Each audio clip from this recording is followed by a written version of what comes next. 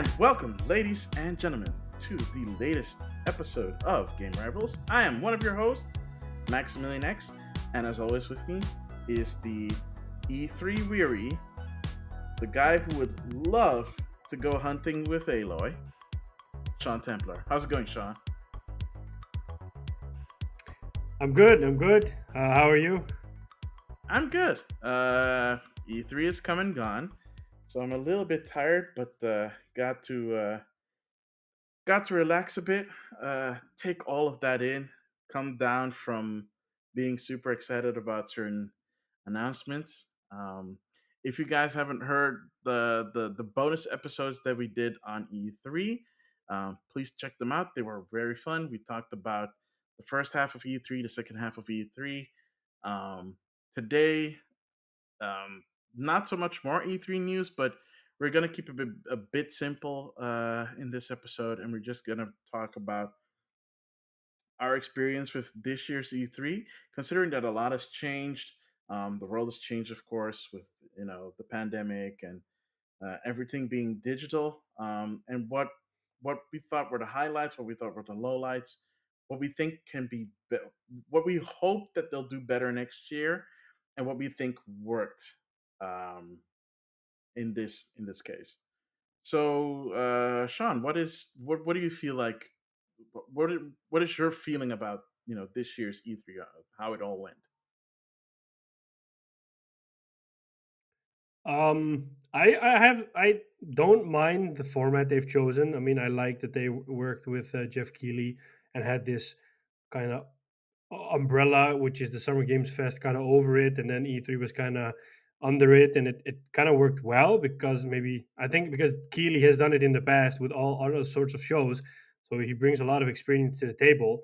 To be honest, I wouldn't mind if E3 went on in this format, seeing as it's better for us also from a timing point of view because there's no crazy time zone differences. Everything was in a reasonable time for us to watch instead of staying up late into the night and watching things. I also feel like since they're doing these digital events, they kind of get more to the point instead of dragging stuff out. So Mm. like no crazy. I don't know what it's called, but I remember when Kinect was first introduced on E3, they Oh, had no, that no crazy crazy hiccups. animals. Yeah, Yeah, they had that crazy animal. You know, the little girl came onto stage and yeah. was playing with the animals. You know, those kind of weird tech demos, or when they showed Ah, off you mean Hololens with cringy tech Minecraft. demos? Yeah. Yeah, just like forced stuff. It feels like because they're just. It feels that there's more time pressure on them to just show the Mm. stuff and perform instead of like, for example, the Square Enix press conference was a good example of that. That they showed Guardians of the Galaxy, and then they did like an interview, and then they showed like a gameplay cut. And I'm like, this is too much, man. You could have just shown me the trailer in the beginning, and then left it at there, or you could have just done a trailer and then a gameplay piece, and then leave it at that instead of just dragging it out. So when I liked how Microsoft didn't drag stuff out, I liked how Ubisoft was pretty straightforward, pun intended. Mm. And the Square Enix one was meh. The Capcom one was meh. The Namco Bandai one I didn't even check. I mean, like the only ones I watched were the Nintendo Direct, the Microsoft press conference, the the Ubisoft. the Ubisoft Forward, the Square Enix one. I mean, yeah, they were all good besides Square Enix, but hey, we've said that before. And Hmm. I like that with some games they just, for example, they did the Battlefield 2042 reveal in the Microsoft press conference. I liked how they did it there, and then later Dice did a bit more extensive stream, like 2 days later, where they went deeper into the game, and that's Yeah, something I liked. They should do that more. yeah. So, just so people know, like the Summer Game Fest is still on because it's for the entire month of, well, not the entire month because it started on the 12th, but it's basically from the 12th to the 31st or the 30th. How many days does June have? 30? I think it's 30, 31. Anyway, till the end of the month is Summer Game Fest. So that's still going on. Microsoft is still part of that. So even after E3, they were still showing off more game stuff. I missed that stuff, unfortunately. mostly because I was streaming at the time, so I didn't really catch any of that. But there are a few I will say this: there are a few rectifications that we need to address that I found out afterwards. So, for example, at the Nintendo Direct, they showed off that Life is Strange True Colors and the remastered version are coming to Switch, and that the Guardians of the Galaxy game is coming to Switch. Those are not native games. At least I think True Colors isn't, and the remaster aren't, and neither is Guardians. It's cloud based. So Okay. But also in the yeah, West or just in Japan? no, like in general. Why would it only be Oh, in okay. one Well, how region? do they do that? Well, like they do it with Didn't the they other do games. Assassin's Creed? Didn't they do only Assassin's Creed Odyssey in Japan or some other high tech game in Japan only? Yeah, so they did Resident Evil 7 and Odyssey in Japan, but recently they actually put some out in the West too. So Control and Hitman Oh, are I didn't available even as know that. cloud games in the West. You didn't Yeah. know? We covered this like in a direct like earlier in the year. Wow, you forgot, didn't you? What? On the Switch? Yeah, yeah. You Well, can how even does it like work? it's it's cloud. You download the client. You can try it out for 5 minutes, and if you want to pay, you can pay. It's full price. It's in the cloud with cloud saves. You can play it on your But is this Switch. like a proprietary technology that IDOS uses, or is it No, no, something that no. everyone Like can use? no, because otherwise, how would Control be using it? I think there's a company that I don't does it. know. I think it's a company that does it for the Switch, and other companies can just use it. It's I think just a kit because the interface for Okay. oops, the interface for um what was I saying? The interface for Control and the interface for Hitman is pretty much identical. When you boot up the game, you start off in the cloud interface where you can select what you want to play. If you want to play the trial for 5 minutes, or if you want to directly jump in and like buy it and then just play the full game. By the way, if you play the trial, it does not save your game, so it's not like you can continue on if you bought the trial. If you tried the trial, I mean, it's 5 minutes. What are you going to save in 5 minutes? It's easy to play that again. But it is weird to see I like know. Control running on a Switch or Hitman running on a Switch, and it actually doesn't look half bad. There's like if you have a good connection, there's like little to no artifacting. I mean, it's not GeForce Now levels or Stadia levels, but you know, gets you through. The only downside is just you're buying a cloud game, which you know how I feel about that. Isn't that the future of gaming as we know it? No, no, that's bad. Especially for game Oh, preservation, yes, that's bad. I I understand for Nintendo that's bad because they don't be able to squeeze out every dime from every customer. But if you look at the trend in the industry, where Oh yeah, because you think that no other developers won't do this, aren't are rather doing that instead, like well, at having least they don't physical bring out games releases. like well, at least they don't do the Mario trick in which they bring it out and then pull it off the market. Oh no, they do stuff like Square Enix where they'll bring out a game for one system and then a generation shift happens. They bring out DLC and they say, "Well, we're not bringing it out for the old ones where we have more players on it." I'm telling you right now, like I'm pretty sure we're gonna get the integrate demo, the DLC. We're gonna get it on PlayStation 4 because there's like the install base that has Final Fantasy 7 on PlayStation 4 is bigger than the install base of the PlayStation 5. Why would you miss out on so much money? I know. It's such a bad idea. I Plus the have fact no that if you idea, and they'll buy a probably do it in a few months. plus if you buy the PS5 version of Final Fantasy 7, it does not come with the DLC. It comes with a code for the DLC. So you can't even resell it to someone or lend it out and expect them to be able to download integrate. They'd have to pay $20 for it again. It's like a stupid DRM thing. Yes. It's almost like EA, the Japanese EA. Oh, please no, that would be very very bad. I mean, they'd make a lot of money, but that not like that, not like that. No, I we think don't it's need them to because have. they're Yeah. I think because they're kind of desperate that they're resorting to this kind of stuff because as I said, this Square Enix had the worst press conference. At least I thought it was the worst one, and they Oh, didn't it have a lot of was. stuff to show. I mean, and it's like a desperation move to just keep afloat because there's no money Yeah. coming in otherwise. Well, no, they're getting plenty of money in. Like here's the thing, right? So a press conference does not show how well or bad a company is doing. It's just showing what they feel that they can show. Because we know that Square Enix is working on a bunch of other stuff. It's not like they're strapped for cash. They have plenty of mobile games that are bringing in the cash for them. So they're here's the thing, they're not strapped for money because of all the mobile games they have in Japan. Trust me, they're getting a lot of money out of that because Yeah, it's but I all don't gotcha think that based. their core audience is not waiting for mobile games. Their core audience is waiting Yeah, for but the, stuff the that they're mobile games known is not from. for their core. It's not just for their core audience. Remember, like stuff like that is not to get just your core audience excited.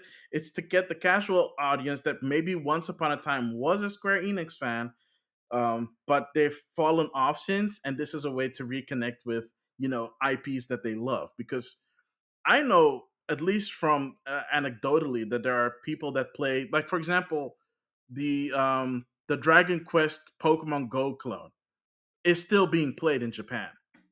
It's specifically made for Japan. It's why it's never been out in the West, because they have like specific landmarks that are in Japan pop up in the game as like actual tangible like structures in the game. So I don't think that Square Enix is like in trouble financially. It's just that the games that they bring out, or the games that they're working on, are still being worked on, and they have nothing to show for it at the moment. What they were able to show is what they were able to show, and I feel like their attention, like as a Japanese company, is still focusing on Japan, which it's 2021 Japan. Like, wake up. Like, it's a global thing. Gaming is a global thing. Try and be more global. Like, you have Western studios, be more global. Um, it's kind of a bit of a shame that they do stuff like that. And yeah, then people get this. Gosh darn it, I keep hitting this. Um, then you get this, and people get this impression that they don't have anything going on, despite the fact that we know that they're working on a new Final Fantasy, despite the fact that we know that they're working on um, two different new games for Switch. We also know that they're working on Dragon Quest 12, which is not coming out anytime soon, but we know that they're working on it. They have a lot going for them. We know that Crystal Dynamics probably has a teeny tiny team that's probably working on the next Tomb Raider.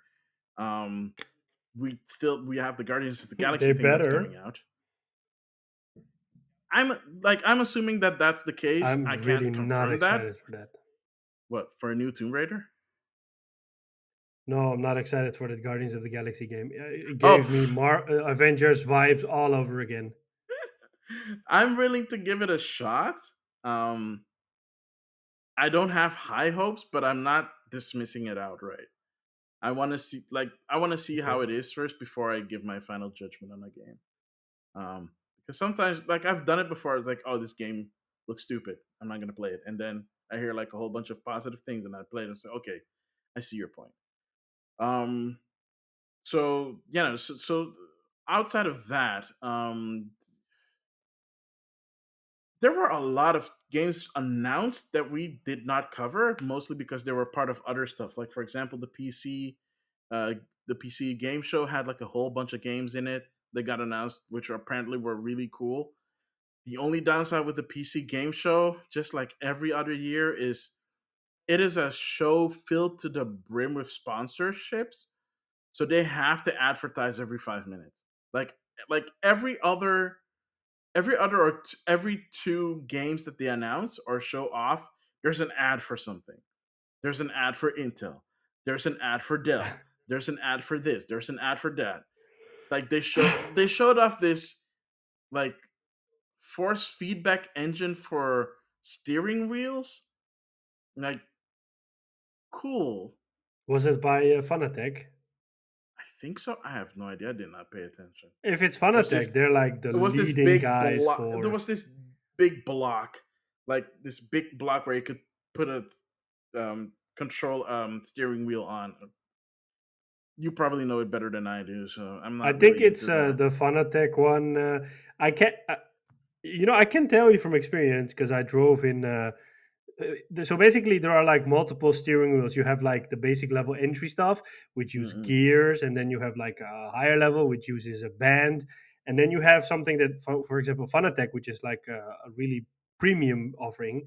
They use something a system called Direct Drive, and you need a huge, chunky, big block that houses all the components in it. A couple of weeks ago, I was able to try one out, and it's like driving a real car. There is real resistance on it. In fact, there is so much resistance on it, but the one I used had the resistance cranked down, but it Mm-hmm. has so much force on it that if you hit a wall and you don't let go of the wheel, or if you hit the wall in the wrong position and you don't let go of the wheel and the wheel turns, it will either break your fingers or it will break your arm or push it out of its location, dislocate it, because there's so much force on that wheel that it will do that. I've Oh, heard stories from people that had their thumbs broken because they were holding the steering wheel and then the wheel just turned ah. and that they didn't anticipate it. But that's how powerful that stuff is, and that's how realistic it feels. I mean, like if you go over curbs, you can feel the minute, like the subtle vibrations in the steering wheel while you go over a curb. And that's only the steering wheel. There are mods that you can put under your chair, which is like a big vibration motor under your chair, and then Mm-hmm. your chair will vibrate if you drive, for example, also move based on the layout on the track. It's like sim racing is something crazy. It's crazy expensive, but it's only meant for people that are, don't go thinking, oh, I'll just head it go into the sport and I'll just do it like it's nothing. I mean, it's for that kind of like the flight sim audience. Those are also dedicated people. But it's funny that Fanatec you would sponsor such a thing because I mean they make a shitload of money Mm. Well, already. now we know. Now we know why. Yeah. So it's Because kind of disappointing because it's not a bad show. Like if you take all the sponsorships out of it, you have a solid like 45 an hour show. But just putting the ads in it bumps it up to 90 minutes, and it just gets boring and drags on forever. I Not couldn't like watch it. not. It was so cringy. Yeah, like nothing against the hosts.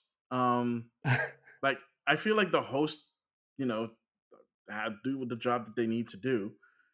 But yeah, I don't know, man. It just drags on a bit too long. So And cringy. sure and cringy.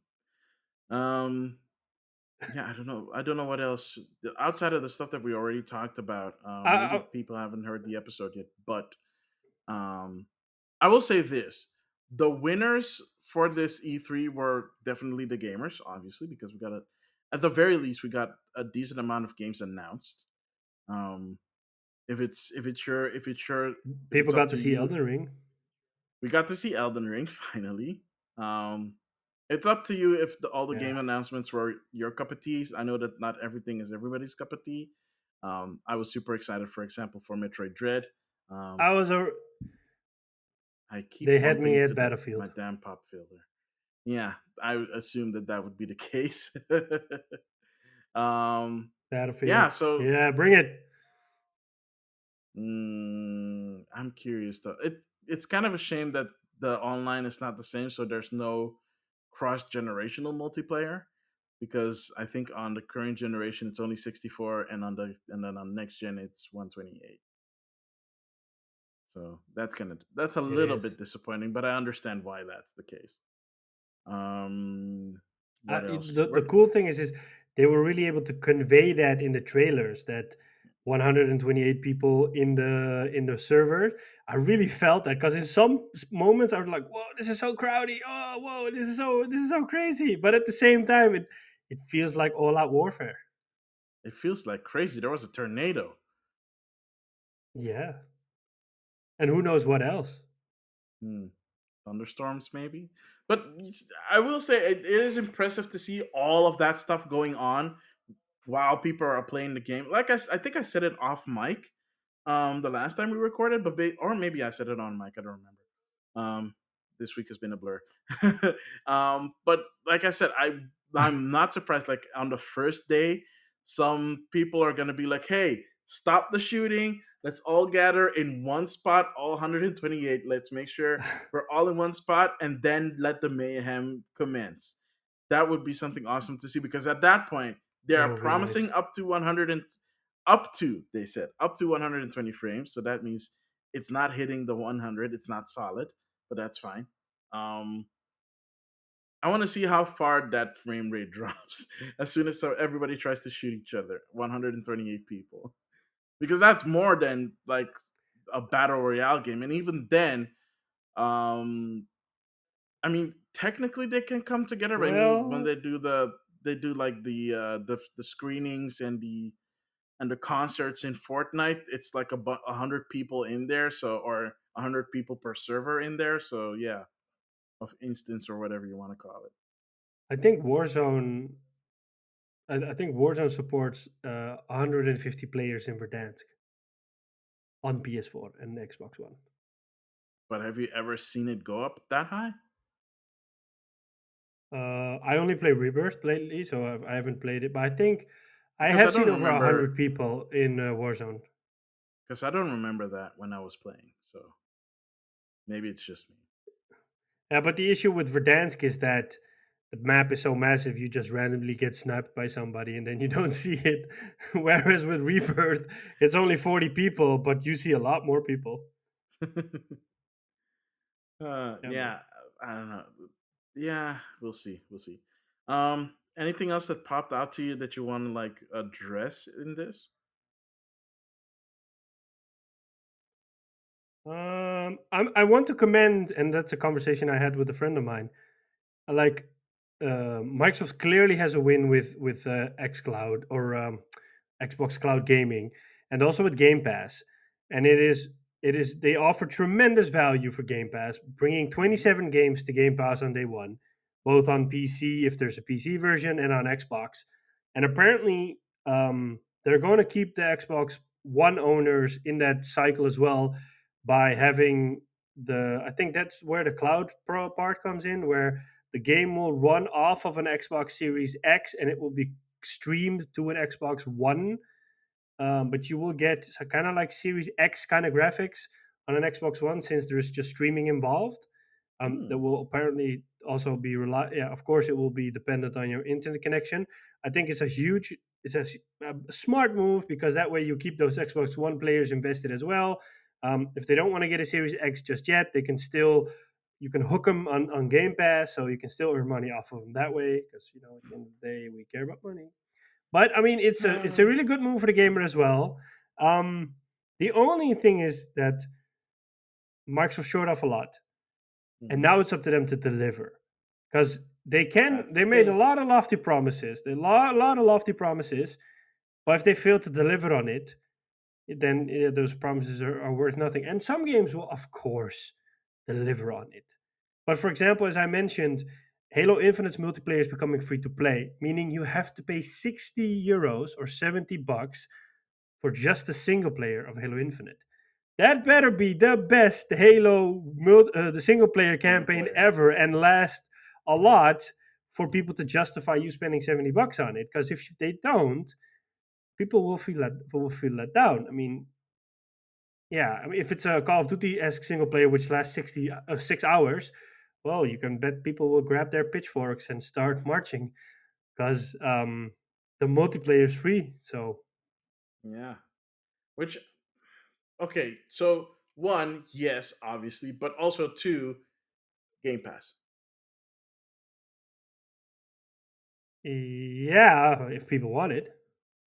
So I think you're gonna see a lot of people probably buying the game because they're not interested in Game Pass. Which, there are people out there that are like that, which makes sense. Especially if if it's single player only, so no co-op possible. I wouldn't see why you wouldn't just get Game Pass and then just play the single player that way.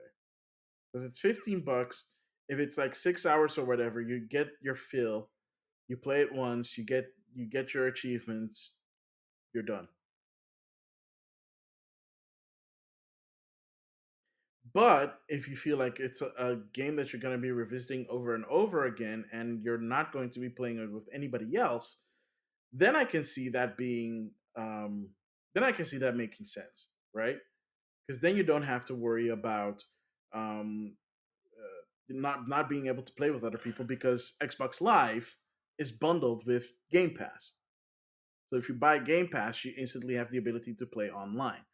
Um, and since they took away the requirements for free, which is also kind of interesting because they took away the requirements for Xbox Live for free to play games, and the multiplayer is free to play. So that means you don't need I Xbox think they're Live aiming to get.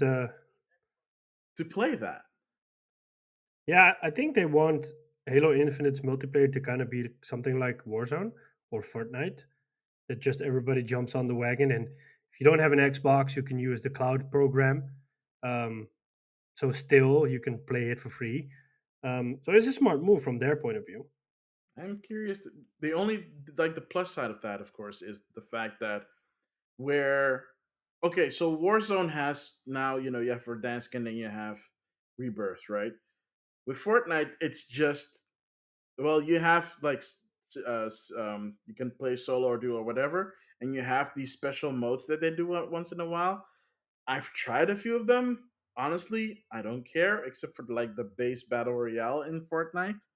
The other stuff is fine. I just kind of don't care. Um, they're also not great. You can really tell that they're really trying to stretch game ideas with that create mode, but it is kind of hampered by the fact that it's the Fortnite game engine that they're doing this kind of stuff in, and it's kind of perfectly sharpened, honed for one specific game mode in mind. And when you try to force it into a different game type, you kind of can see the seams and the cracks in the facade. So yeah, I don't know. Yeah, that's gonna be interesting to see, man. I mean, considering that it's free, I might actually, yeah, I'd still need to get Game Pass to play it on the cloud, I guess. Um, did they even say that the You do multiplayer was in the cloud? Because for I don't Halo. remember seeing. Yeah, for Halo, yeah, I don't remember seeing that. I think it comes So out when the game launches. I'll have to double check on that because it would be I can't sweet if you imagine them didn't. releasing the multiplayer right now. Mm, well, I'm just curious to see if you'll necessarily need Game Pass Ultimate so that you can play the multiplayer through the browser. Considering that the multiplayer is free to play anyway, so it's kind of like a weird thing. But also, I'm not 100% sure now if the multiplayer is coming to Xbox Game Cloud. So I have no idea. I have no idea. Um, Outside of We'd have that, to check it out. But I think if it is there, it will be part of Game Pass Ultimate. yeah. And so outside of that, with with Game Pass leading the charge, like they kind of showed off a lot of good stuff. They showed off with Microsoft. Here's my thing with Microsoft. They showed off a lot of potential. The question is, will they be able to meet that Hmm. potential? I don't know. I actually do not know Yep. because a lot of these Yep. games are coming out next year. The games that are coming out this year are known entities. Even with Halo being what it is, being what it's going to be, is still a known entity. So there's no mystery around it or curiosity of if it's going to be well or not. You've played Halo, you can pretty much expect what you might get from Halo. Outside of that, we don't know. We don't know about that new game from Arcane Studios. What is it called again? Red. Oh gosh, I forgot the name. Red something. Redfall, Uh, something like that.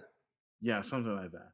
So that was a CG trailer, and then there was a new game from the Just Cause guys called Contraband, which was also full CG. It's like, okay, they showed like some key words like open world co-op and stuff like that. It's like that says nothing to me. That says That's absolutely nothing so to me. general. That's so exactly. That's so generic and basic. It makes it sound less awesome than the trailer trying to make it out. The only good trailer that they showed, and I already said it before, and I'll say it again, bar none. Best trailer from all E3, The Outer Wilds 2, because it was honest and it was hilarious, and they played into the stereotype. It was a CG trailer. It showed us They absolutely did. nothing, and yet they did it anyways because they knew they could get away with it by making it funny and poking fun at themselves and the industry. So, They did. kudos to them. I don't know who in their marketing department thought that that was a brilliant idea, but that person needs a raise right now and a promotion. um, Uh, Chief so, Creative Officer. yeah, man, seriously, if you're not chief creative officer at this point, they are robbing you blind. Go find a better job where they'll acknowledge your brilliance. Yeah, that was just the best trailer ever. um, Head of Epic game trailers. yeah. Oh man, that was too funny. Um, so we talked about Square Enix and how they didn't show a lot of stuff, but also another company that didn't show a lot of stuff was Ubisoft. At best, they showed two games that we weren't aware of. One that got leaked, which is the Mario Plus Rabbits, which is coming out next year. They at least showed gameplay, so that's something. But for the rest, they didn't show anything else Yeah, that it we looks were fun. aware of. Like they didn't show off the Vision game that they said they were working on, either the Nope. mobile or the battle royale one. They didn't again.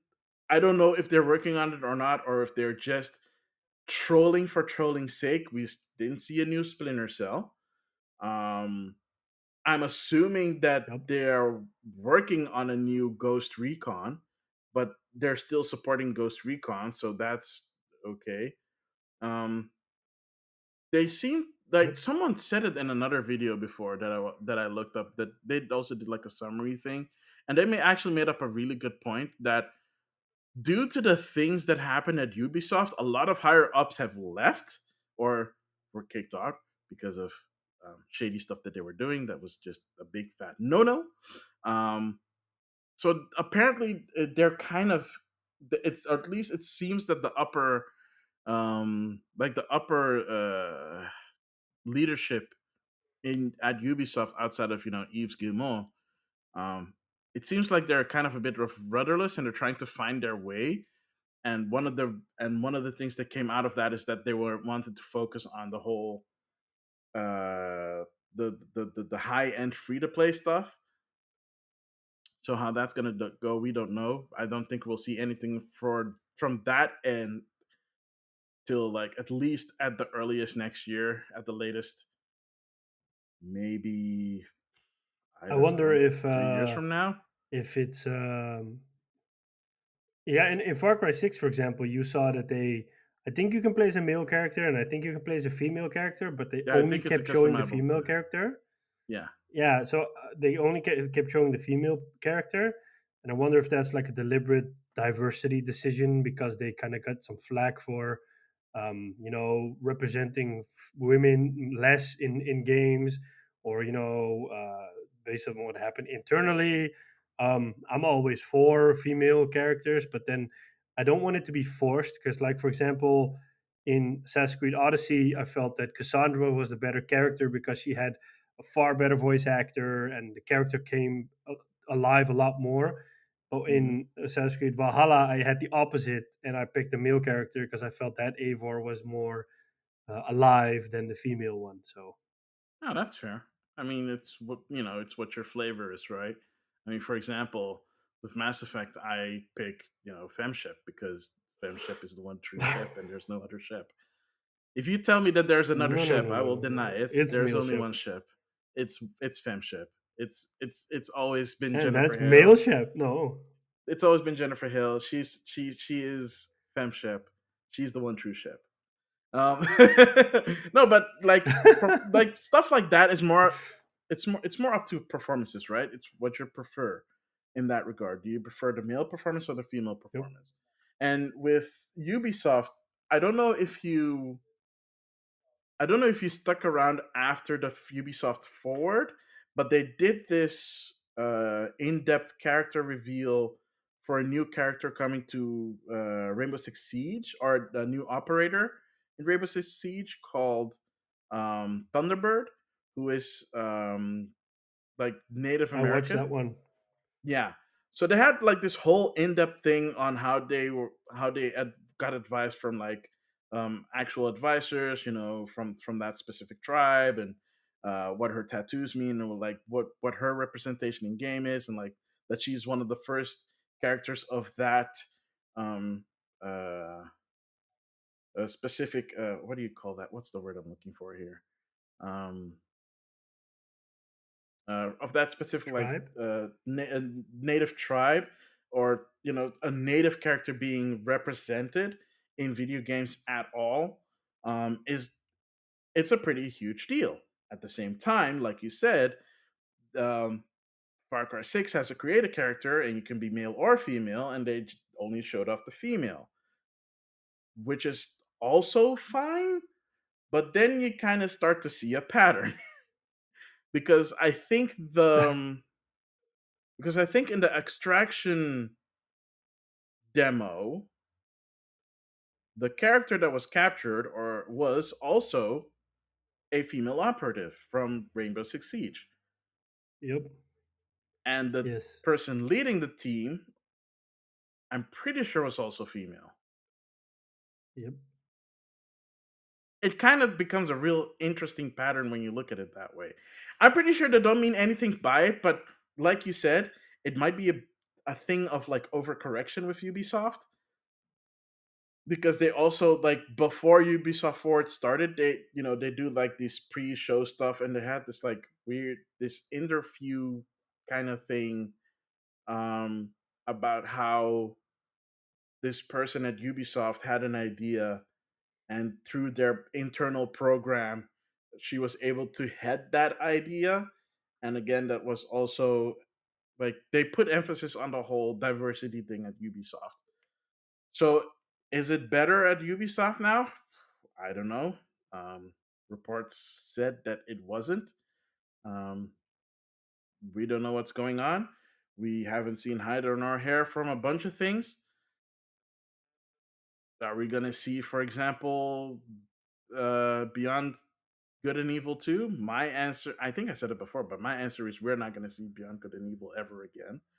Skull and Bones got delayed again. Big shock. Um, Well, it got delayed last year and indefinitely. yeah, wait, was it indefinitely? Yeah. I thought it was just delayed till like 2020. Oh wow, okay. Never mind. That game is never coming I out. think they went. They went back to the drawing board. I think with that one. I guess that might be an option.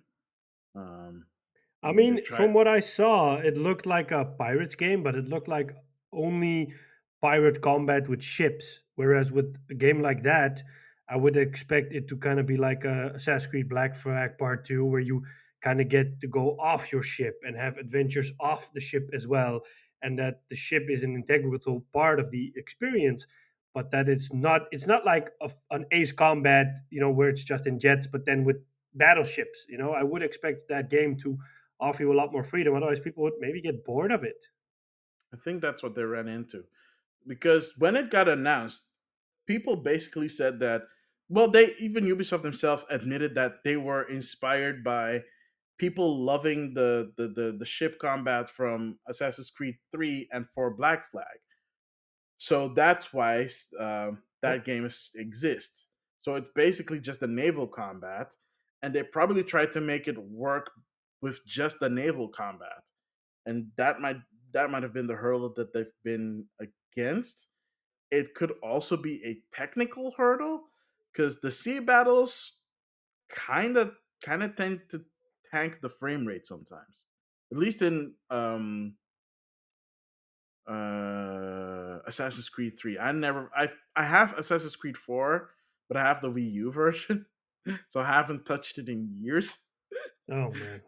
Um, and I don't. I just like I'm pretty sure I only played like 5 minutes of that game, so I don't even know how the naval combat is in that one. If it's, I must. I Shame heard that it was on way you. better. Yeah, yeah, I know. I heard that it was better than in three. It was Like the more. first game I played on PS4, and I loved it. It's one of the best Assassin's Creed games out there. And instead of just switching character every Assassin's Creed game, they should have just stuck with that character or with that family because you play as the grandfather of Connor, who is the character in Assassin's Creed 3. So they Hmm. should have just kept with that saga and just done more with it, kind of like they did with Ezio. Because I really love that game. It Yeah, just but where can you the go? only thing. The only character you weren't able to play was the dad, and that's because he was the antagonist in three. Well, make a game with the dad. Yeah, but like make a game with the dad where he goes from, I think he was an assassin and he turned He was into an a assassin. Templar. Yeah. Yeah, so like do the whole game wherein you kind of go through that journey to the point where he turns into that Templar, and then at least like, oh, okay, so what? So that's like the prequel to 3, and then you kind of know how the whole story unfolds. Yeah, I mean, I guess. But at least No, that no, way you can no, see. not guess. It would be awesome. At least that way you can see why he got turned by the Templars. Yeah, yeah. I mean, Sure. it's kind of like make it like a Rogue One thing that it ends where Assassin's Creed 3 starts. Yeah.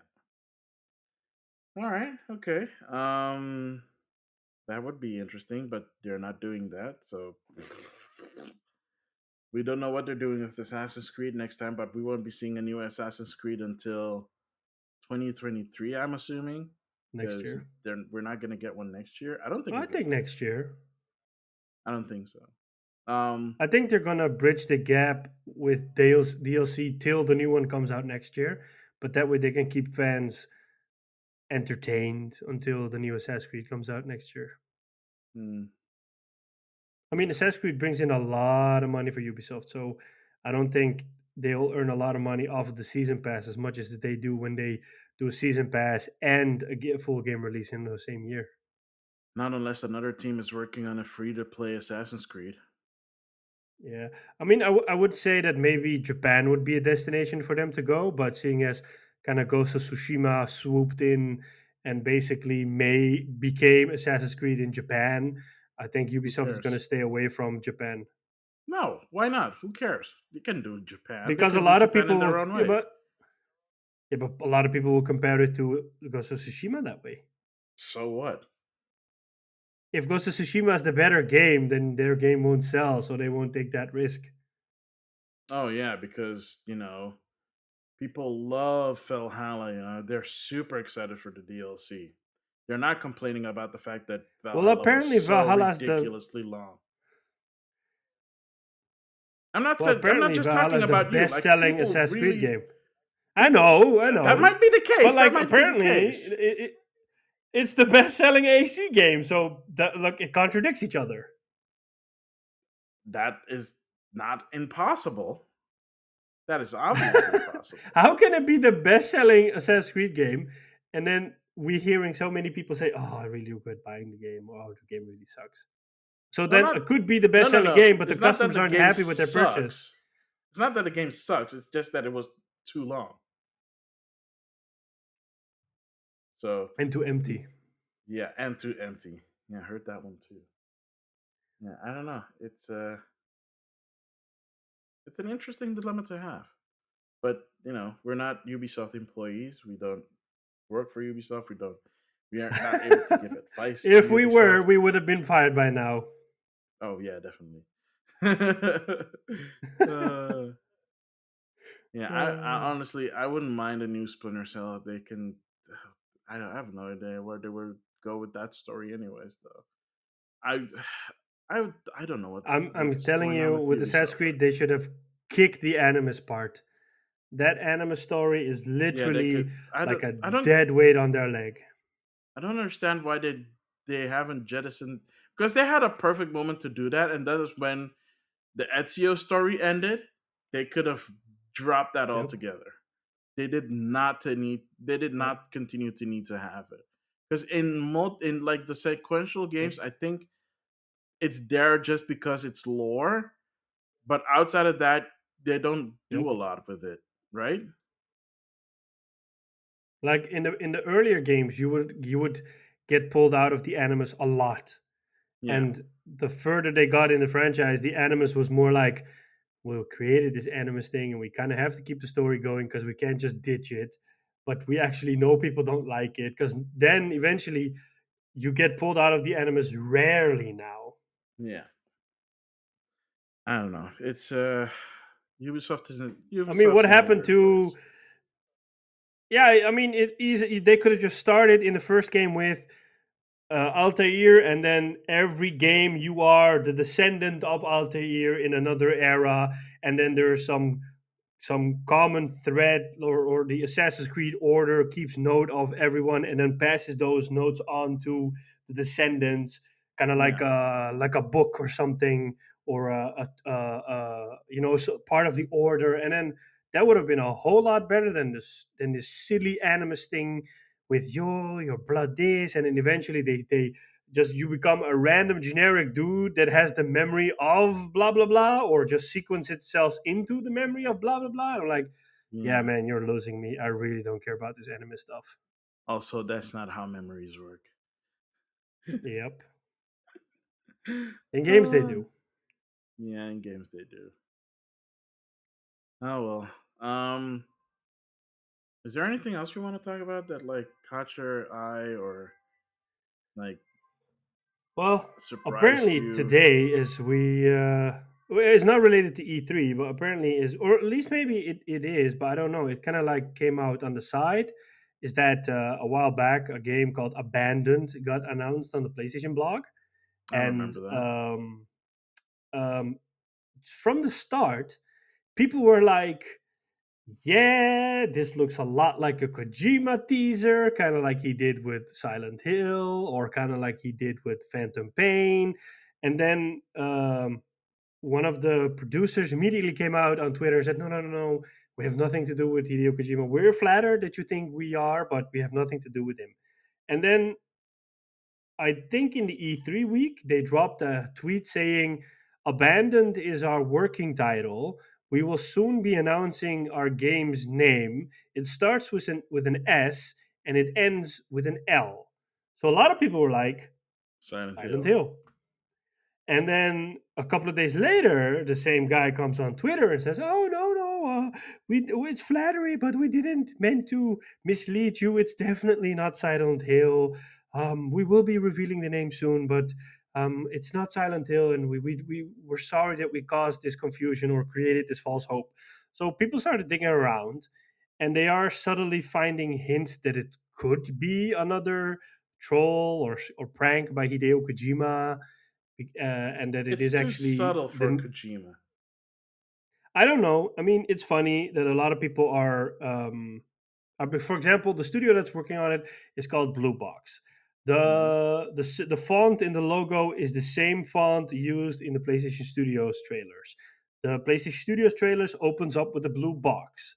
Like subtle hints. The guy, the producer's name is uh, Hassan or Husan Karaman, and those initials are HK, which could also stand for Hideo Kojima. Stuff like that. And I mean, I always say with this stuff, if you want to look for hints or if you want to find something that confirms your story, you will. But it's Hmm. like it's really funny to see people going all crazy about this. So I'm really curious where this will go, because it is strange that the guy says, The title of our game starts with an S and it ends with an L." I mean, come on, what are you expecting if you say that? Yeah. I mean, if it's a game nobody's ever heard of, they will never guess the title of your name. And I think this is the only way how you get people to guess what it is. And if it isn't Silent Hill, well then shut up and don't say starts with an S and ends with an L because we don't know who you are. We've never heard of you, so we won't be able to guess the name of the stupid game, uh, right? yeah, that's true. Yeah. I mean, I guess we'll see. We still haven't Uh, heard anything from Sony when they're going to do a new state of play. If you're right and it's in July, that means it's going head to head with EA. And they, I feel, have.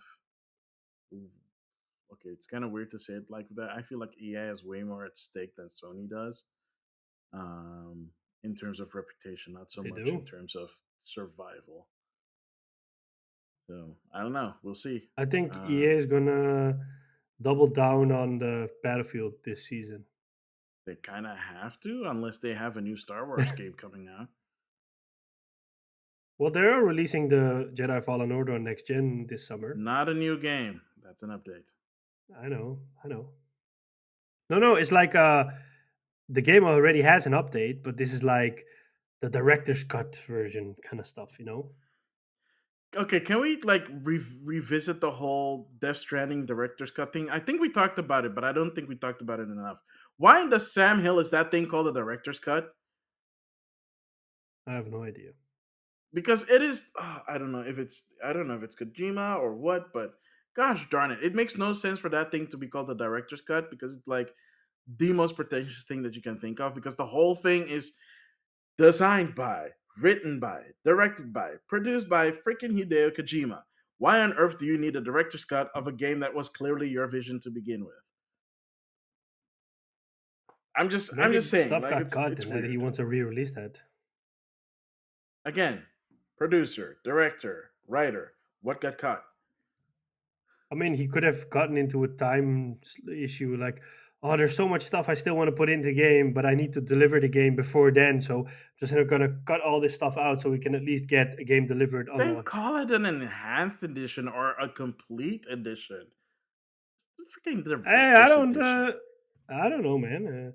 Uh, I told you this before. The dude wants to direct movies, and this is like the most pretentious movie move that you could possibly make.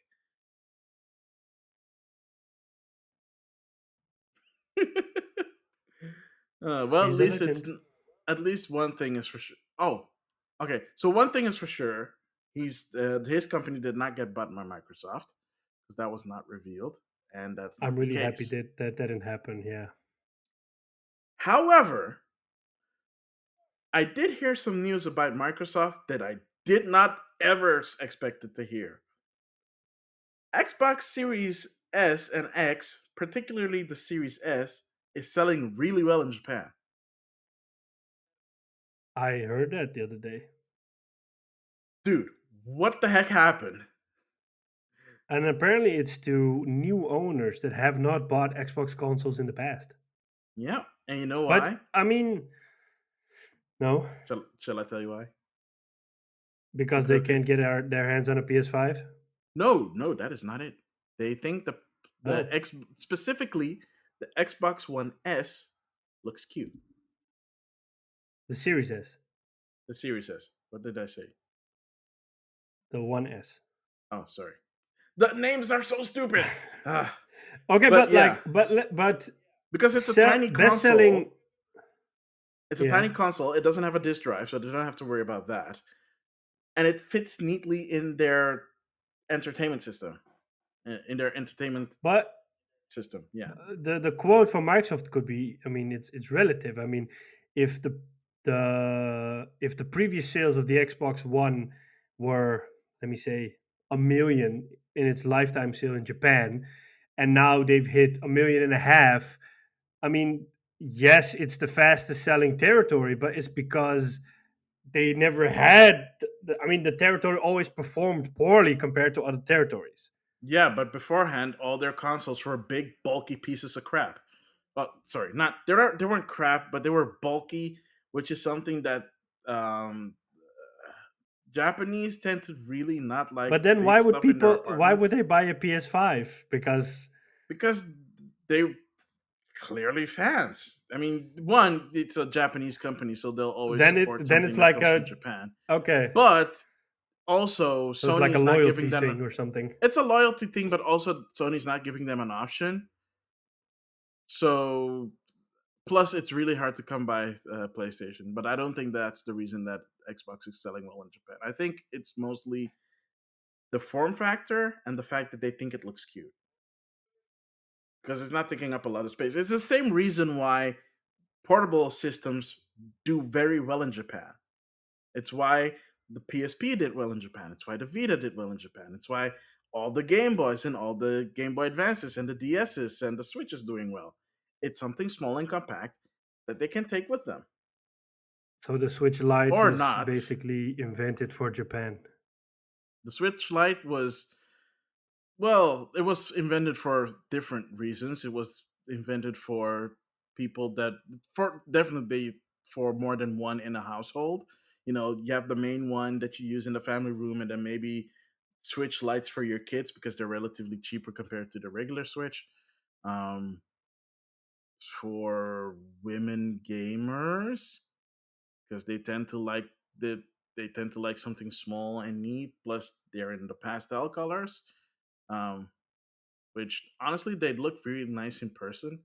So yeah, score one for that one. But yeah, like the small thing to be taking with you more easily. Yeah, it's something that definitely plays well in Japan. So I guess they Okay. kind of, I don't know if it's accidental or if they actually thought about it that that might actually help them sell in Japan, because I honestly legit thought that after the abysmal sales of the Xbox One, they would never set foot in Japan again. But they did, and they did it with two consoles. One that's medium and one that's relatively smaller. Yeah, but I think it's like it's uh it's like they see it as a challenge to get to sell there. I mean, it's like a pride thing. They can say like, "Ah, we sold Yeah. more Xbox Ones in more series, blah blah blahs in Japan than previous generations. Wow, look Yeah. at us being wow, stuff like that." I mean, otherwise they wouldn't.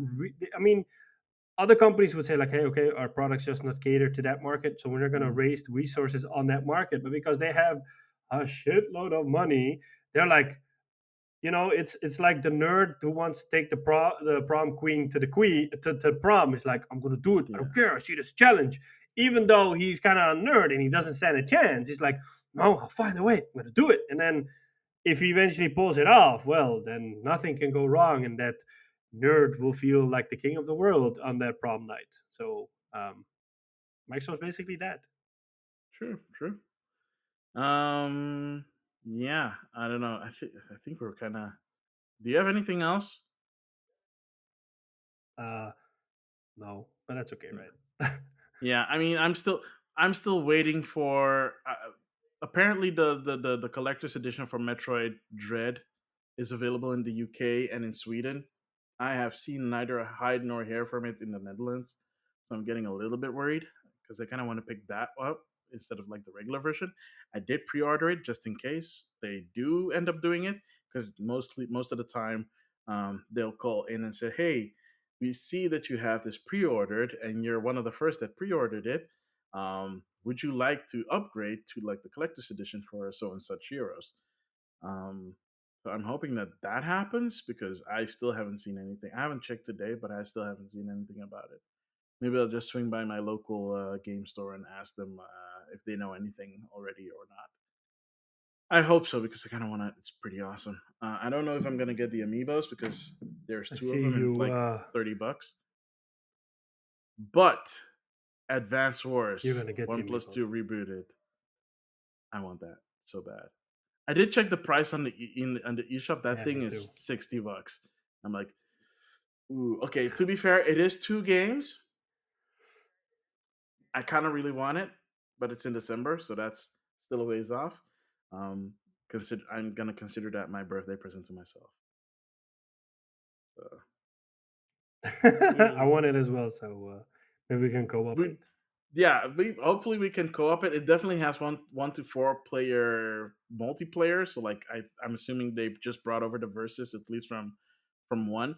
What I did also learn, by the way, Like how Mercury's team is making Metroid Dread, another Western developer is making the remake because Intelligent Systems, the developers of Advanced Wars, is working on the WarioWare game, the new WarioWare game. So the remake fell to Way Forward. Oh, Yeah, those guys are awesome when it comes to pixel art. They're really good at like 2D stuff. Like River City Girls is one of their latest games. It's really pretty, and that's where their art style comes from. Because I looked at I've watched the trailer so many times, and I'm like, this art style feels so very familiar, and I couldn't put my finger on it. I was thinking, who's the developer of this remake? And it turns out it's Way Forward, and now the whole art style makes a lot of sense for the characters. Like, oh, okay, yeah, and now I can see the resemblance with River City Girls and the re. I love the title Reboot Camp, the Reboot Camp edition. Oh, it's so it's silly and cute. it's better than Red King Faction Remastered Edition uh, or Kingdoms or of Amila Amalur Re-Reckoning. Re-Reckoning. Oh my god, that's the absolute worst one ever. I've said it before and I'll say it Yep, again. That's the yep. worst one. Whoever thought of that one should be fired or at least docked in pay. Um, It but was yeah, probably a marketing dude, because yeah, probably. So they're already doing what they love. But yeah, I think unless there's anything else, I have nothing else to talk about. I think we've covered E3 pretty then thoroughly. let's head on over to the next segment. Yep, we're gonna take a quick break and we'll be right back after this. And welcome back to the second segment, which is, of course, what we've been playing. Sean Templar, what have you been playing? Um, I'm still going through my. I don't feel like playing anything. I don't know why, and I hope to get out of that mood soon. But for now, it is still. I don't know if it's the weather or something. Because I mean, there's enough to play. I have enough to play. It's just that I just don't feel like playing. All the only things I play are either Call of Duty Warzone or Formula One 2020. But I won a gift. You I want a won a gift giveaway? card. Yeah, I won a gift card in a giveaway a while back. It was a 15 euros eShop gift card, and I won it through. He's a really cool guy. He's called Maester Geek. I think he's also one of the listeners of the podcast, and he did like this cool giveaway, and I didn't expect to win it, so I won it, and eventually I bought Stardew Valley with it on the eShop. And I had it on my Vita, on my Switch for months, and well, not months. I think I won the giveaway last month, but like I had it on it for a while because I didn't feel like playing anything. And then the other day I felt like, hey, you know what, let me just fire this up and see how it is. So I fired it up, Stardew Valley. The game looks absolutely gorgeous. It has that sprite looky graphics. um I'm liking it so far. It's a little bit overwhelming because you get dropped into it. There's no clear tutorial. They don't tell you what to do or how to do. They just give you like vague directions on, oh, you should clean up your farm, or hey, you should go into town and introduce yourself to everyone. I figured out if you press the minus button on the control of the Switch, you kind of see like a journal and it has objectives in it. And one of the first one is that go in town and introduce yourself to people. Introduce yourself to 28 people. I have no idea where to find these people. So I'm just constantly They walking have fixed around. schedules. Every day they have Yeah. different schedules. So Yeah. so I'm just trying to find these people. At the same time, while I'm cleaning my farm, your character has like this stamina bar, so you can't endlessly clean the farm. You also have to go to bed and rest when your energy is low. So it took me a couple of days in game to clean up my farm. It took me a little while to figure out how to switch between items and tools, and now I can. So I know how to use my pickaxe or my hatchet or my saw or whatnot. It's really fun. I didn't expect it. It's just really, because maybe it's because so colorful and the graphics are really cool. And there's no I just get, pressure. yeah, I mean, I just get this huge smile on my face. I almost feel super. I think I have a big smile on it while I play. I don't know, but it feels so wholesome and so satisfying. But yeah, that's basically what I've been playing for a bit. I have tons of games I still need to play on my Switch and on my PlayStation. But I'm just I played another game. I think it's called Knockout City, which is the new dodgeball Ah, game. yeah, yeah, yeah, yeah. Yeah, I also won a key for that in a giveaway. I really people would almost say I'm this lucky guy, but always the giveaways I don't expect to win, I win, and the giveaways that I'm like, oh, this would be really cool to win, I never win. So that's always funny. Mm. I was really happy and grateful to win this one, also through Instagram. And then I played a little bit of the game, like maybe 2 hours. So basically, it's dodgeball in an open worldy level. You first get the tutorial kind of to figure out how the mechanics works, and then you get matchmade with other people. It looks pretty nice. The graphics are also really colorful, and it's really fun. I mean, I sucked at dodgeball in real life. Here, at least, I stand a little bit of a chance. Um, I know what you I mean by honestly that, didn't know. actually. Yeah, I honestly didn't know that the game was paid. I thought it was a free to play game. I think it also lends itself perfectly to be a free to play game with a battle pass that has outfits and stuff like that, or Right? fall skins. Yeah, so I'm surprised that this is a paid game. I mean, strange movie, eh? But hey, it's a really fun game. They did change it up because I first added like, oh, the first 10 days you can play um, like a trial, and then they extended that to Okay. you can play to a certain level for free, and then after that you have to pay for it. Okay. So you can now play a decent chunk Okay. of it for free if you download the trial version. But after you reach that criteria, you really do have to pay for it. It's $20. It's not a lot, but it really does lend itself well to that whole um uh what's the word I'm looking for again? The whole Fortnite esque gameplay and Yeah, mechanics it's of monetization and stuff. Although one thing I am not a big fan of it's the character perfect. designs. I don't know about you, but I'm not a really big fan of the character designs of that game. Yeah.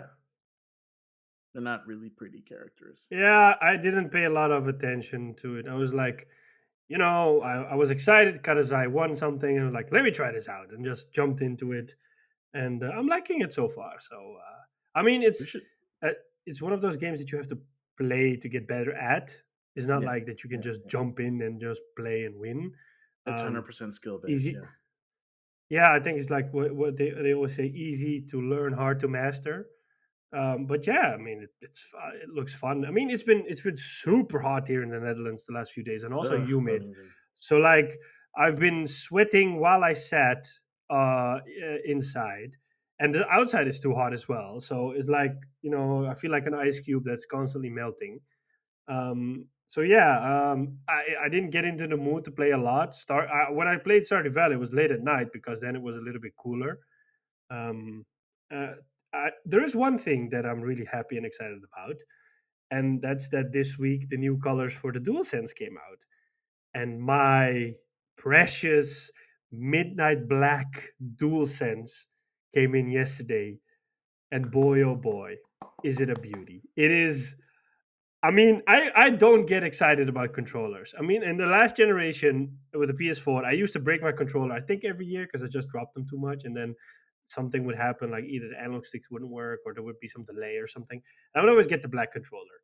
And then I would always wait for the days of play because then the controllers would be in discount as well. And then the last time I bought a white controller because I thought, like, you know what, I need to know which controller is the new one and which is the bad one or the old one because I had this collection of black controllers that were all just busted, so I never knew which one was working or not. I think I have like four black DualShock fours lying around that I don't know which one works or not. So I got the white DualShock. I was like, yeah, whatever. And then we of course got the DualSense, which is in dual tone, and we're like, yeah, but I don't like this because even though I keep my hands clean, it still kind of got dirty on the back where the PlayStation pattern is. And I tried to clean it off, but it didn't. And then they came out with the Midnight Black, and I got super excited. I mean, I was so Mm. ecstatic, so happy while I was unboxing it. And I mean, even had moments today where I had it in my hand and I looked at it and I was like, "This is how how you should have shipped 6 months ago. This you should have come with my PS5, not that I had to wait for this." And there's another cool thing is that I got the D brand plates for my PS5, so now I have this stealth edition matte black PS5 as well. I like to call it the ultimate stealth black PS5 because it has the midnight black controller and the plates, of course. It just looks so slick. It's just I can just look at it and smile all day. You know, it's like, hey, gorgeous, I see you. It's just I know what you mean. I know what you mean. yeah. it's the And this is strange because I would never get excited about these things. I had the same thing with the new 3DS because that one also had plates. Mm. It was always exciting when it was like, oh, this game or like this game has like plates for the 3DS. Let me get it. Super exciting. Like the because I got the ambassador edition, so I got it early before anyone else Mm. was able to buy one, and that one came with Super Smash Brothers plates, which were really pretty. No, did they? Yeah, they came with the Super Smash Brothers plates. Mm. This was Super Smash Brothers had come out the year a couple of months prior, so it's like, oh yeah, that's so cool looking. It's crazy. I like it. It's like it's very Yeah. nice. It's just a simple white design and the silver designs of the characters on it. It's so beautiful. I still have that. I have a Splatoon one. I have a Pokemon one that I never take off because it's just cool. I have a very I have an Animal Crossing one. I kind of missed that. I kind of wish the Switch was able you could customize a bit more easier officially. You should. Like unofficially, you have a bunch of stuff that you can do, but it requires you taking apart stuff. So or putting on decals, but Yeah. uh, no, I don't. Like it's fine if you're into that and you can put it on well, power to you, but no, not for me. You should Um, do like a series on your Instagram with those things. Be cool. yeah, I mean, I guess I could do that. I mean, it's just, again, it's not. Yeah. I literally rattled off all the places that I have, so that's Mm. it. But yeah, it's. I'm looking forward to that. Of course, I'm looking forward to the new games that were announced for Nintendo. Um, but for I now, haven't. yeah. Yeah, I haven't seen while we're talking about this.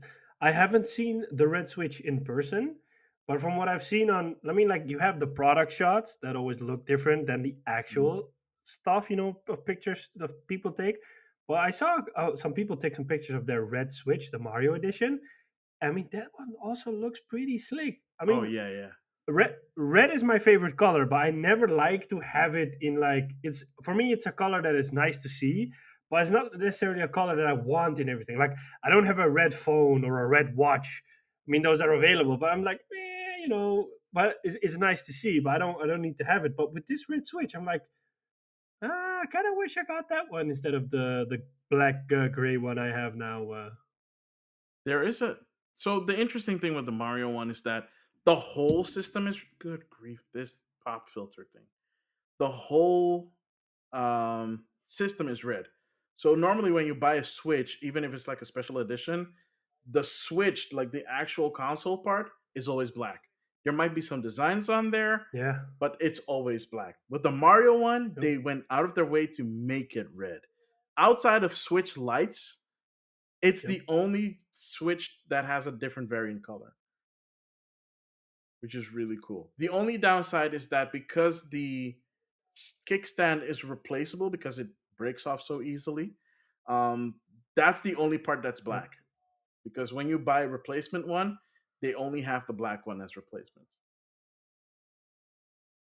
I'm surprised they didn't make like a yellow Pikachu switch. Mm, yeah, I don't know why they didn't do that either, but who's to say? Yeah, Executive reasonings and blah blah blah. And I'm not a product designer, so I don't know. Um, me either. But that's what I've been playing. What have you been playing? Yeah, so I played a bunch of stuff, so I'm just gonna rattle them off real quickly, because you already know this, and if people are listening to this and you haven't seen it yet, I started streaming again on Twitch. It's the same handle that I Oh, use shit. everywhere, which is at Maximillian X. You can find me there on Twitch. I don't have a schedule because my life does not really allow me to have a schedule at this point in time. Hopefully, in the near future, it's going to be a lot better, so I can have something a bit more stable. But yeah, I started streaming again. I specifically wanted to stream again because I wanted to live stream my reactions to the Nintendo Direct, which I did. You can catch the VOD on my Twitch channel, or you can catch it on my YouTube channel because I uploaded it there as well. Um, if you want to see someone freak out, like almost brought to tears by the new Advance Wars or the remake of Advance Wars 1 and 2, yeah, you're gonna see a very emotional Nintendo fan being very happy with a lot of announcements. Not all of the announcements, but at least a lot of them. Outside of that, I wanted to make sure that my stuff worked, so I actually did a live stream prior to that on that same day for Kerbal Space Program. Hey, it's Kerbal again. It's the first time in a long time since I talked about Kerbal, and this was so much fun to do on stream because there was wait, are you watching the thing? I'm watching it right now. My phone. Yeah, because I I can hear wanna. myself. I'm like, wait, what? Why am I hearing myself double? But it's like past me. Oh, here. That's the part where you freak out is with the. Oh wow, this looks really funny. Oh no, are you actually watching that? Oh, that's so You know what embarrassing. the funny thing is? What? What people need to hear this. Nobody's hearing it because it's being sound gated, dude. Well, people need to watch this because the sounds that are coming out of you. Seriously, you're gonna do a live This is react to? hilarious. You're doing a This is podcast react? hilarious. Oh, good grief! Ignore that, people. He's But you know, we've the funny lost thing him. about this is What? the funny thing about this is that this is exactly how I would expect you to be on a live reaction. We talked about this when we did the Q&A a while back, Yeah. where someone asked like, "Hey, will you ever do like a live reaction?" And I said like, basically this is how I told everybody and you how you would react to stuff, and it's so nice to see you kind of freak out because basically all I'm hearing is all those crazy sounds. What I mean, so yeah, I mean that's yeah, I love it. It's nice to see. I mean, if I probably wouldn't be I would be excited, but not in that way. You know, I was like, oh, nice man, that's pretty cool. But you're like next level. I love it. Well, it caught me completely off guard. I never thought we'd ever see an Advanced Wars game again. Um, so yeah, like I had to dig through my stuff so I can find a copy. So I actually have that. I haven't played it yet, but I need to do that again before I play it. I did check out some side by sides, and outside of the deployment of the of like your units, the maps have been tweaked, so that's going to be interesting to see. So I don't think you can play the maps on muscle memory, because yeah, some of the map layouts have slightly altered. Outside of that, I have Hmm. played that. Like I said, I played Kerbal. It was fun because I got a bit of help from the Kerbal Space community. I forget this guy's complete screen name, but I just call him Keith. Is it Um, Keith? no, it's Keith. Oh, K I I thought it was K I E Keith. T. Yeah, that's Kiet. It sounds very similar, but it's not. And he was such a great help. The first time I streamed and afterwards when I streamed again, he was such a great help. He has played over 1,000 hours of Kerbal Space Program. He got in very early into the beta of the game. Like I think I said it before. Like I paid $15 for the early access of Kerbal Space Program. He paid 9, so it was really cheap when he got Oh in. wow. And yeah, he's seen it grow, and I guess I can call him a friend of the show now because um, hope I don't know if he's listening to this episode. I hope he is. If you are, hi Keith. Thank you again for your help during the stream. It was really fun. Um, like I just started streaming again, so it's not like I had a million people watching me. It's like a small group of people. We even got our buddy on, thanks to you. He was very excited to see me play. Yeah, I missed for I one. spoke to him after that. Yeah, what did he He say? said that I told him like, "Are you playing it right now?" After you've seen this, and he's like, "No, no, no. I think I'm done," because he got the platinum on the PS4 with the controller. Mhm. And I said like, "But are you sure?" And he's like, "Yeah, I'm just probably gonna start it up in a bit and play it again." So, Uh, oh, Kerbal is awesome. It is so cool. Did I Was I successful? Yes and no. But I'm not gonna spoil how that went. You can watch the VOD. But let me just put it this way: Kerbal is such a fun game to play, even if it's by yourself. But through this, I kind of rediscovered my love for streaming, because just talking and interacting with people online and trying to figure stuff out is just I don't know, it kind of oddly enough fills a need that I apparently had. I don't know. But it was fun. I enjoyed it. I enjoyed playing Kerbal again for the first time in a long time, native on the system. Because before then, I was playing it on GeForce Now, and then they took it off GeForce Now, and I was so very, very sad. I'm still actually very, very sad. I kind of wish it would come back to GeForce Now, because I don't always have access to my computer to play it on. Would be nice to be able to play it on something else while I'm on the go. Uh, just just give us Kerbal, man. Just seriously, Activision, don't be that guy. Don't be that guy. Just give us Kerbal on. Just give us Kerbal. Um, Still very excited that Kerbal Space Program 2 is coming out hopefully next year, because that has multiplayer. So maybe we can actually do some multiplayer streams together. Maybe we can get our mutual friend also to play with us. I'm pretty sure he wouldn't mind because he loves Kerbal Space Program. Maybe we can even I get can Keith tell you on that the action. he, he he um he played he plays it on he at least plays it on a PS4. He plays it on a Mac because he doesn't have a game PC. And Hmm. a couple of us have a game PC, and we're slowly turning everybody that's mocking us having game PCs, because there was another friend and he didn't have a game PC. He would only play race games on the PlayStation, such as Gran Turismo. And every time we would tell him like, "Hey, why don't you just build yourself a nice PC? You know, you can have it all, better graphics, blah blah blah." And he would always say, "I don't play my games on office supplies." That's how he saw computers. The Dutch word he used for it was kantoorartikelen, which always made me laugh.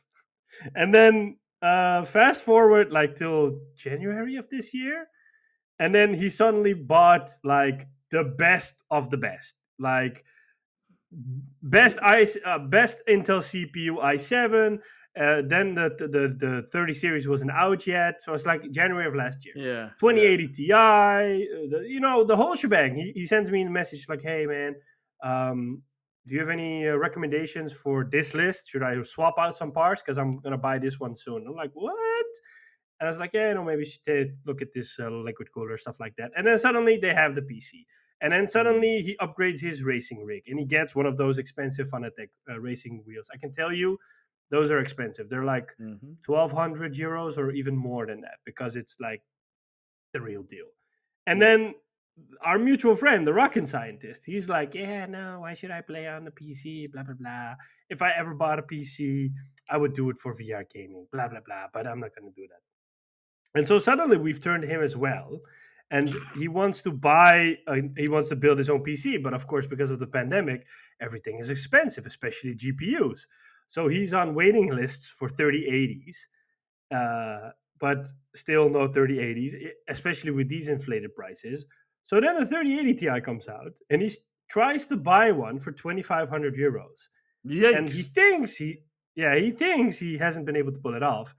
So the next day he sends us a picture and he says, "What did I do? What should I do with this?" And it's a brand new Oh no! 3080 Ti in a box. He says, "I don't know You what to could do with this. I sell it. got this." You Yeah, could and then we sell it. told him I like, don't know. I told him like I would send it back, man, because 2,500 for GPU is crazy, Yeah, that's especially if crazy. you go off on the reviews and Hmm. the reviews say, "Is it gonna rain?" No. I don't know. Not Um, here, at least. so like, so I said like 2,500 is insane for GPU because you can build your whole PC for 2,500. And then another friend says, "No, I should keep it. You should keep it, and just build your PC because now you have it." And so he starts to get into doubt. And then the other day, the same day, you streamed, and I spoke to him after the stream and said, "What did you do with the 3080?" Because he was going to try to sell it off, but nobody bought it. He said, "I sent it back." So Aw. Yeah, that's a yeah. little bit kind of a shame. But then again, 25. Yikes! That is Well, way too much. yeah, Yeah. I mean, yeah. for the So unless you'll he be was playing gonna on do PC something with him very, next year. yeah. I mean, that's great. I just hope that he has a he doesn't overgo for whatever the graphics card again. So I played that. Oh I no, played he's waiting for I a played 3080 Kerbal. now. So Yeah. Good luck with that. nice. Maybe you should have just kept it. I don't know. Whatever. Yeah. Yeah, So I he's played not in that. a rush to get one. So Yeah, that's fine. And Kerbal's not out yet, so you can wait. So I played that. I finally, like I said, I beat Uncharted the last time, and I finally, a couple of months ago, um, maybe like yeah, a couple of months ago, I yeah, phone call. Call later. you're a busy man. Um, Shall we redirect the call to your secretary? funny. What was I saying? Yeah. So I actually finally a couple of months ago, on discount, bought Persona 5 Royal. So that was really cool. And now with Nice, the Uncharted trilogy done, that's my next step. So I started nice. playing that. I'm about 20 hours in, and I finally beat the first boss. Damn. But like just like you with the heat, I was like, nah, man, it's too much. So I've not been play. I haven't, Yeah. like, only a couple of days ago. I like played. I kind of powered through the first part. Um, so now I'm just kind of playing it little by little. Especially now that I've finished like the first boss. That was really cool. The game is so pretty, but there's so many cutscenes. Like even for a JRPG, there's a lot of cutscenes. Um, but That's it's the still fun. Hideo equivalent. It's the what now? The Hideo Kojima equivalent. No, it's not that. That's not that bad. It's not like, oh, I can go up and make dinner bad. Because you still kind of need to thumb through it. But yeah, it's Persona 5. It's good. It's so far. I like the gameplay. They added a lot of stuff since Persona 4 that I actually like. For example, um, like this is the first Persona game that has the conversation mechanic that the Shin Megami Tensei games have. Because if you don't know, the Persona series is a spin-off of the Shin Megami Tensei games, and there you have this conversation mechanic where you can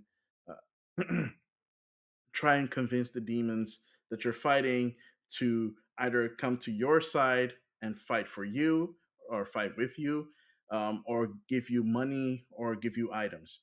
And they put a simplified version of that in Persona 5, and it actually kind of works.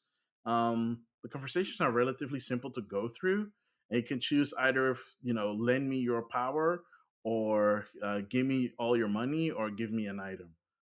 Um, so, like, if you do, for example, give me an item, they'll either give it to you or they won't give it to you, depending on if they are, like a higher level or not. And the same thing goes for the money part. The only part that's an actual conversation is when you're trying to convince them to join your side. Which in the other ones is uh, yeah, which in the other ones is very, it's a bit more detailed in that aspect. So that's really cool to see, and they added a bunch of other stuff. But so far, so good. It's fun. I'm having a lot of fun, and I think that's about it. Nice. So, will you do the honors? Okay. Wow. Yeah, because I will try to do it. yeah, it's not you. It's because I'm getting like disturbed the whole time, and I need to kind of answer stuff. So, Ah, okay. So I'll do this quickly then. Thank you you can all take for your tuning time. in. So thank you all for tuning in to a to our episode of Game Rivals. You can find us on all your favorite podcasting platforms: Apple Podcasts, Spotify, Overcast, Anchor, Google Play, wherever. We're probably there. You can reach us through email at gamerivalsfeedback@gmail.com. You can find us on Twitter, game underscore rivals underscore. You can find Maximilian on Twitter, at Maximilian. Um, his YouTube channel is at Maximilian X, I think, or That not. is right. Yeah, that's right. That's right. Yeah, yeah. His YouTube channel is Maximilian X, and it's the same on Twitch as well. So check him out there. You can find us on Instagram as well at Game Rivals. That's where you will find Lee mostly. At Maximilian underscore X is where you will find Maximilian. He also posts his Twitch streaming schedule, so be sure to check it out if you don't already follow him. Well, I try to give Um, people a heads up before I stream if I'm gonna stream that day. I don't. I'm gonna try and stream at least when I'm the. I don't think I'm gonna be streaming before this episode comes out. I might stream a day after the this episode comes out. nice, Um, my schedule is still a little bit wonky, nice. so I have to wait and see how that goes. But yeah, I don't know what I'm going to be streaming yet. It might be Kerbal again, but I also picked up Death Stranding. If you follow me on my Instagram, you'll see that I picked up Death Stranding for like less than $20. Um, so I might do that instead. I don't know. But Awesome game. basically, my whole deal on Twitch is I randomly play games. That's how I've always played it. I don't have a fixed game that I play except for the time that I was super serious into Splatoon. But my thing is mostly just playing Mm. games randomly, and I mean, that way it's a bit varied, and it works in that can be the nice. I mean, it works in the current climate of Twitch. You used to actually have to focus on a single game back in the day, but now it's way more varied and open. Mm, So that is actually nice. nice, Yeah, nice. And I think I've covered them all then with that. So that's on right. that note, I have been and always be Sean Templar, And I have been, I will always be Maximilian X. and we'll catch you on the next one. Later.